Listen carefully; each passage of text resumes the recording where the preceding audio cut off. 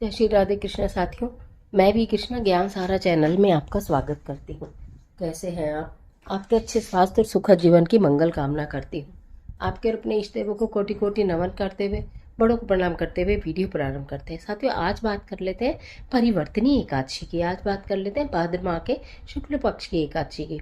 इस एकादशी की पूजा व्रत करने से जीवन में परिवर्तन आता है, यानी कि आपके दुख सुख में परिवर्तित हो जाते हैं, कष्ट आसानी में परिवर्तित हो जाते हैं, समस्याएं समाधान में परिवर्तित हो जाती हैं। इतनी जबरदस्त है ये परिवर्तनीय एकादशी। इस परिवर्तनीय एकादशी पर शुभ संयोग बन रहे हैं, 4 शुभ संयोग बन रहे हैं इस परिवर्तनीय एकादशी पर। तो ये परिवर्तनीय एकादशी कब है और इस परिवर्तनीय एकादशी पर हम ऐसा क्या करें कि हमारे जीवन में परिवर्तन हो जाए, ऐसी जानकारी लेकर आज के वीडियो में आपके बीच में। चलिए झटपट वीडियो प्रारंभ कर लेते हैं।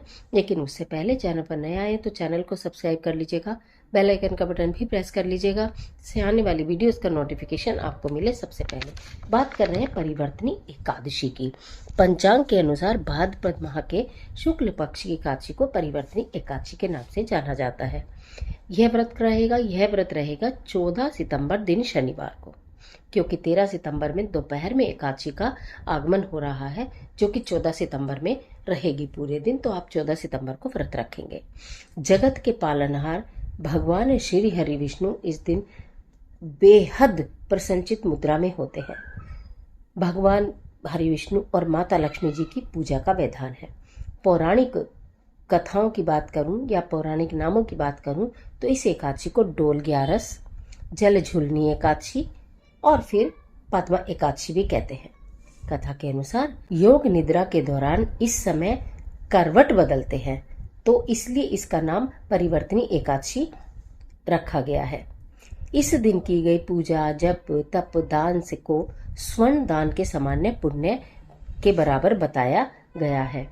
कहा जाता है कि इस दिन इस एकादशी परिवर्तनीय एकादशी पर किए गए पूजा, जप, तप, दान से जीवन में परिवर्तन होता है, दुखों का अंत होता है, साथ ही साथ पापों से मुक्ति मिलती है। चूंकि एकादशी का दिन देखिए भगवान हरि विष्णु का प्रिय दिन है। भगवान हरि विष्णु इस समय योग निद्रा में है और इसी एकादशी पर वो करवट लेते हैं, इसलिए परिवर्तनीय एकादशी है। लेकिन यही एकादशी है, यह वो एकादशी है जिससे आपके जीवन में भी परिवर्तन हो सकता है, आपके जीवन में भी सुख करवट ले सकते हैं, यानी कि दुखों का अंत कर सकते हैं। फिर उसके साथ साथ ये जो एकादशी है ये शुभ संयोग में आ रही है। इस दिन भी इस कई सारे शुभ संयोग बन रहे हैं, तो इसलिए इस एकादशी का विशेष महत्व है। ऊपर से शनिवार का दिन है, मैं आपको क्या ही बोलूं, शनिवार का दिन विशेष फल देने वाला दिन, पीपल की पूजा करने का दिन। तो इसी दिन एकादशी, इस दिन शोभन योग बन रहा है, रवि योग बन रहा है, स्वार्थ सिद्ध योग का निर्माण हो रहा है, जो विशेष फल की प्राप्ति करवाता है, जीवन में चमत्कारिक रूप से परिवर्तन करवाते हैं ये योग। इन योग में की गई पूजा, इन योग में किया गया दान, इन योग में किया गया उपाय, तो जो विशेष फल की प्राप्ति हमें अगर जीवन में चाहिए तो इस परिवर्तनीय एकादशी पर आपको कुछ कार्य विशेष रूप से कर लेने चाहिए। तो एकादशी व्रत में हमेशा से ही आपको मालूम है पूजा का क्या विधान है। प्रातःकाल उठते हैं आप, एक चुटकी हल्दी डालकर जल में स्नान करते हैं, स्वतः पीले रंग के वस्त्र पहनते हैं, भगवान श्री विष्णु और माता लक्ष्मी की संयुक्त रूप से पूजा करते हैं, पीले फल फूल अर्पित करते हैं, एक परिवर्तनीय एकादशी की कथा कहते और सुनते हैं, आरती करते हैं, भोग लगाते हैं पीली वस्तुओं का, तुलसी जी का इस्तेमाल जरूर करते हैं भोग में। ये सारी चीजें आपके लिए हैं। और आप इस दिन कहते हैं कि अन्न और वस्त्र का दान भी बहुत महत्व रखता है। लेकिन इसके साथ साथ आपको क्या करना चाहिए? कहा जाता है सफेद तिल का दान आज के दिन करना परिवर्तन एकादशी के दिन बहुत महत्वपूर्ण माना गया है। लेकिन अगर ना कर पाए तो मैं आपको बता रही हूँ, 2 दीपक आप मिट्टी के या आटे के ले लीजिएगा, ठीक है, और थोड़े से सफेद तिल और थोड़े से काले तिल ले लीजिएगा। एक दीपक में घी रखिएगा, गोल बाती रखिएगा, एक दीपक में तेल रखिएगा और लंबी बाती रखिएगा, ठीक है। गोल बाती वाला जो घी का दीपक है उसके नीचे सफेद तिल रखिएगा, और जो सरसों के तेल वाला दीपक है, लंबी बाती वाला दीपक है, उसके नीचे काले तिल रखिएगा। शाम का समय होना चाहिए 6:30 बजे से 8 बजे के बीच में। पीपल के वृक्ष के समीप जाइएगा, दोनों दीपक लेकर जाइएगा। दोनों दीपक जैसे बताए गए उस प्रकार आप रख कर प्रज्वलित करिएगा। वहीं पर ओम नमो नारायण नमः, ओम नमो नारायण नमः, ओम नमो नारायण नमः मंत्र का आप जाप करिएगा।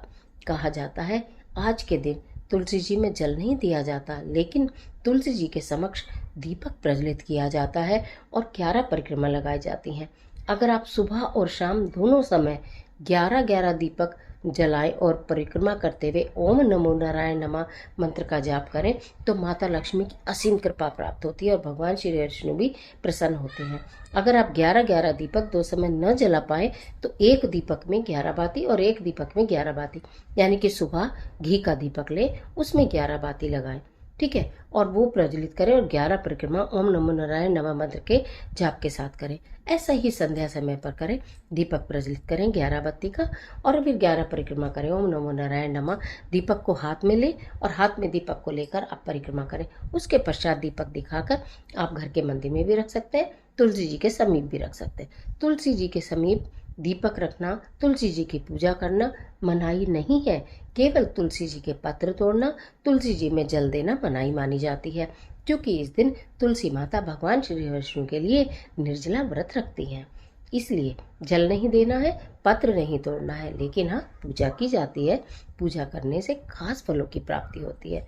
और इस परिवर्तनीय एकादशी पर जो विशेष योग बन रहे हैं, शोभन योग, रवि योग और स्वार्थ सिद्ध योग में किए गए कार्य आपके सारे कार्य सिद्ध करते हैं, आपके जीवन में चमत्कारी रूप से परिवर्तन लाते हैं। तो ये जो परिवर्तनीय एकादशी है ये आपके जीवन में निश्चित चमत्कारी रूप से परिवर्तन लाएगी, दुखों का अंत करेगी, सुखों का आपके जीवन में आगमन होगा।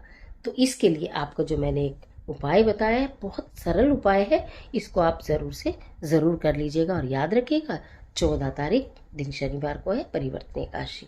आज के लिए इतना ही, इजाज़त दीजिए। आशा करती हूँ ये वीडियो निश्चित आपके लिए बहुत उपयोगी साबित होगी।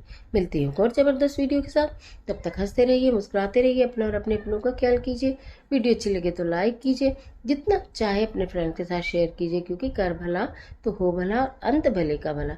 परिवर्तनीय एकादशी की अनंत शुभकामनाएं और कमेंट बॉक्स में देव का स्मरण करना बिल्कुल मत भूलिए। ईश्वर आपकी मदद